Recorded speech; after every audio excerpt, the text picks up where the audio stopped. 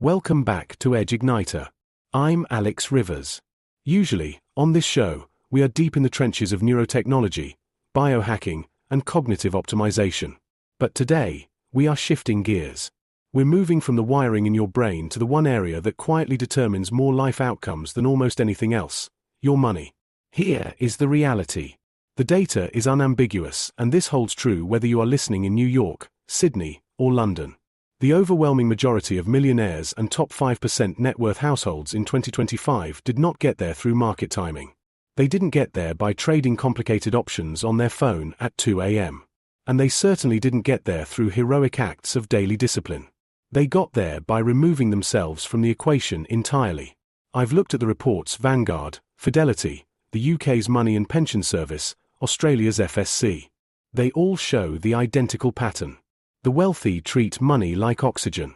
They build a system to manage it, they set it once, and then they forget about it and go live their lives. Today, I'm going to give you that system. We're going to cover the specific stack for my listeners in the US, Australia, and the UK. Let's build wealth without willpower. Part 1. The philosophy. Before we get to the accounts, you need to understand the core philosophy. The top 5% know a secret. Wealth is a byproduct of architecture, not ambition. If you rely on willpower to save money at the end of the month, you will fail. If you rely on feeling like investing, you will fail. The goal is to make the decision once, so you never have to make it again. We call this the pay yourself first waterfall. Before a bill is paid, before Netflix charges you, before you buy that coffee, 20 to 30% of your income is automatically routed the moment it hits your account. It's a ruthless, automated flow. Part 2. The regional stack. Now, the principles are 100% identical globally, but the acronyms change depending on where you sleep at night. I want to break this down specifically for my Australian and UK listeners right now, because the US examples usually dominate the conversation. To my listeners in Australia, here is your 2025 stack. First, your employer super guarantee is now 12%. That's your baseline. But the wealthy don't stop there. They max out their concessional contributions. That's the $30,000 cap via salary sacrifice.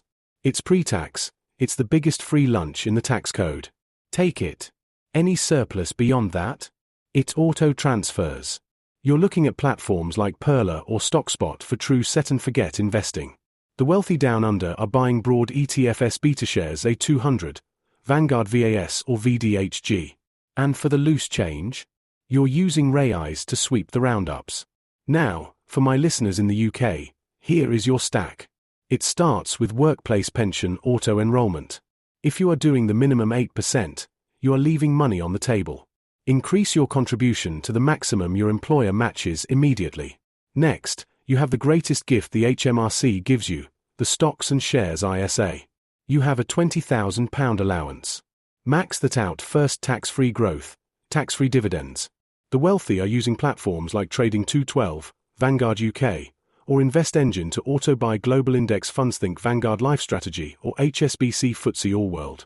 If you max the ISA, then you overflow into your SIPP for the tax relief.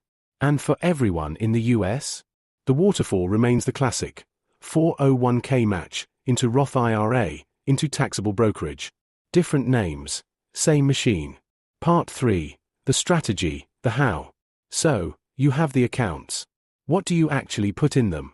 This brings us to the second layer: dollar cost averaging. 98% of millionaires own equities, but 85% of them use simple, low-cost total market index funds.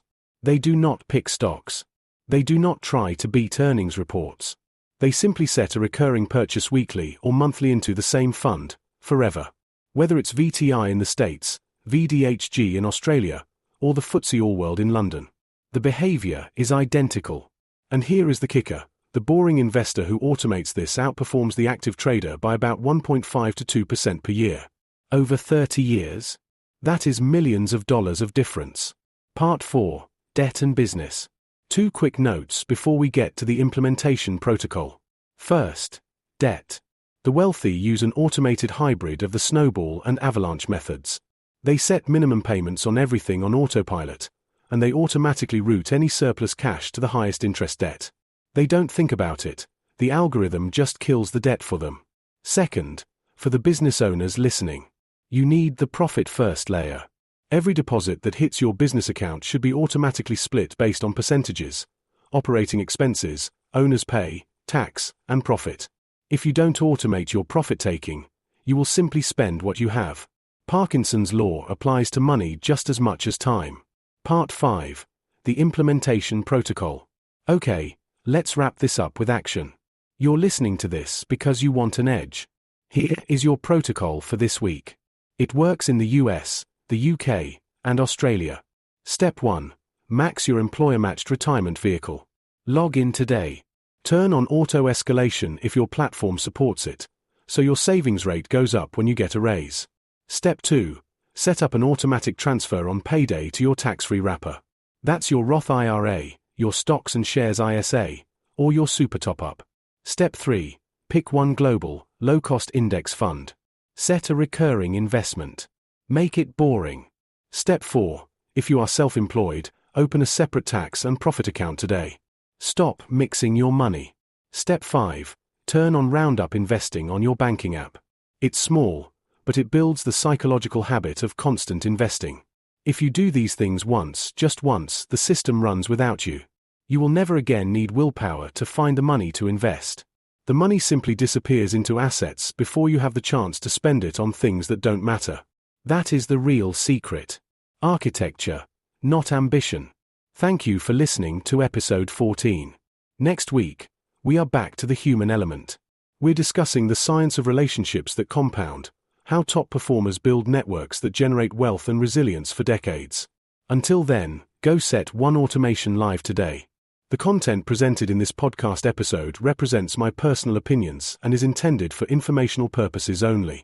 This podcast episode was developed with the assistance of artificial intelligence to ensure precise, evidence-based content delivery. It should in no way be considered a substitute for professional advice from qualified experts, such as tax advisors, psychologists, therapists, or other licensed professionals. Always consult with appropriate specialists for personalized guidance on matters related to finances, personal taxation, self-improvement, or any other topics discussed.